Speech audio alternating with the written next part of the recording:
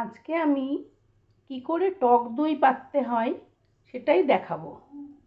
এই বাটিতে আমার 1 লিটার দুধ আছে।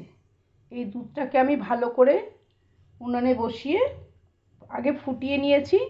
তারপরে আস্তে আস্তে করে অনেকক্ষণ সময় ধরে 10 মিনিট মতন আস্তে আস্তে করে এটাকে হালকা আঁচে ফুটিয়ে একটু কমিয়ে নিয়েছি। কমানোর পরে আমি আঙুল দিয়ে এইভাবে দেখব যে কতটা গরম আছে। আমার আঙুলে যতটা সহ্য হয় ততটাই সেই সহ্য অবস্থায় সেই গরমে আমি এই যে এখানে 100 গ্রাম টক দই কিনে এনেছি, এইটুকু রেখে আমি বাকিটা এতে ভালো করে গুলে নিয়েছি। এবার আমি এই টক দইটাকে আমি কি করব, এই দুধের মধ্যে ভালো করে মিশিয়ে দেবো। এখানে কিন্তু 100 গ্রাম দই নিয়েছি 1 লিটারের জন্যে। খানিকটা আমি বাদ দিয়ে রেখেছি, এই যে এইটুকুনি আমার রেখে দিয়েছি। বাকিটা আমি সব দিয়ে ভালো করে নেড়ে চেড়ে মাখিয়ে নিলাম। এবার এটা একদম নির্জন একটা জায়গায় আমাকে রাখতে হবে, তা নাহলে দইটা ভালো বসবে না বেশি নাড়াচাড়া করলে। এখানে আমি কোনো কাপড় চোপড় কিছু চাপা দেবো না, একটা ঢাকনা দিয়ে চাপা দিয়ে দিলাম। এইভাবে আমি সারা রাত রেখে দেবো। সকালবেলায় দইটা জমে যাবে। কাল সকালে আবার দেখাবো যে দইটা কেমন হলো। এখানে রাখছি।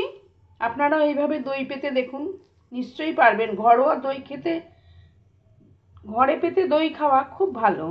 দোকান থেকে কিনে আনা দইয়ে একটু ডালডা ফালটা একটু ঘি টি দিয়ে থাকে, যার জন্য আমরা এই ঘরে দই পেতে আমরা খাই। সে শীত গ্রীষ্ম বর্ষা 12 মাসই দই খাই সকালে। দেখুন, আপনারা ভালো লাগলে অবশ্যই কমেন্ট করবেন, আর যারা সাবস্ক্রাইব করেননি অবশ্যই সাবস্ক্রাইব করে দেবেন, আর শেয়ার করতে একদম ভুলবেন না। কাল রাত্রে আমি টক দইটাকে পেতে রেখেছিলাম। আজকে আমি দেখি সকালবেলা খুলেছি, টক দইটা খুলে দেখি খুব সুন্দর। এই দেখুন, টক দইটা খুব সুন্দর বসেছে।